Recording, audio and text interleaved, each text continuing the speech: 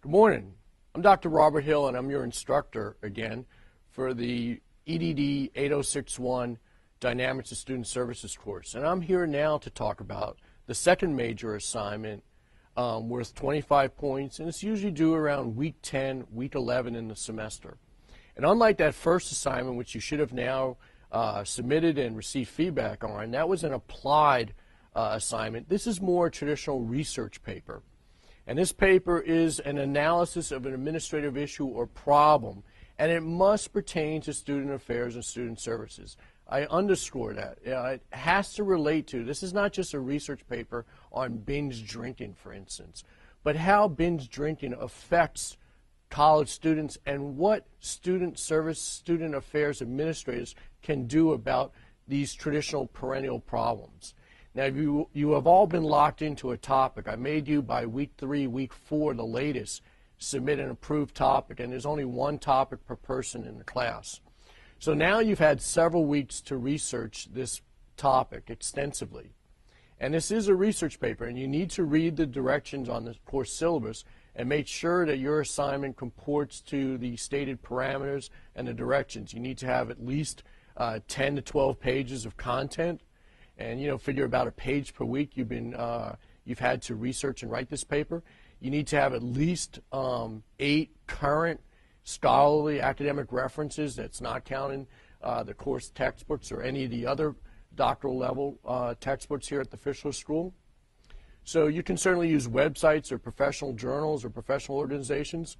But once you start writing this paper, you shouldn't have a problem coming up with 10 to 12 pages because you're the expert on this topic, all right? And you need to make sure that you have the different headers. So look again at the course syllabus and look at the different parameters, such as the literature review.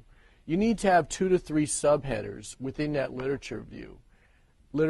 And you have certainly written literature reviews in the MOI course, and you're going to have to write one anyway for your applied dissertation for Chapter 2. So it's a good start to synthesize the literature. Also, look at some of the other suggestions. No block quotes, no long lists of information.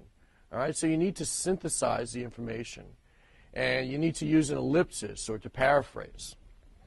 Okay, but the part that I'm looking for is the analysis part. And I want to see, besides the literature review, what the literature is saying. I want to see some best practices out there and find and showcase some exemplary colleges who have found effective ways to deal with your particular topic, your particular problem.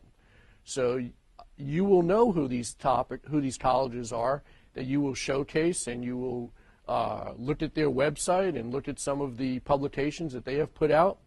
But whether or not it's freshman retention and you look at the University of South Carolina, who's the granddaddy of all SLS courses or University 101 courses, or you look at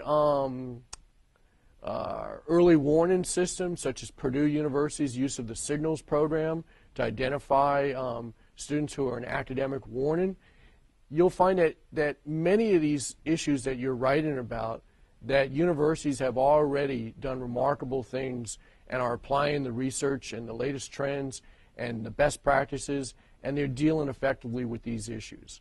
So you will know who these extraordinary colleges and universities are once you start doing some research. If you have any questions, you can certainly write to me here inside the Blackboard site via course message. You can call me down at the office in North Miami Beach via the 800 number, and we'll talk about your particular problem. But don't wait to get started. Start early, do your research, organize it under the different headers, and you'll do well. All right? Good luck, everybody. And I hope to read some great papers for assignment number 2.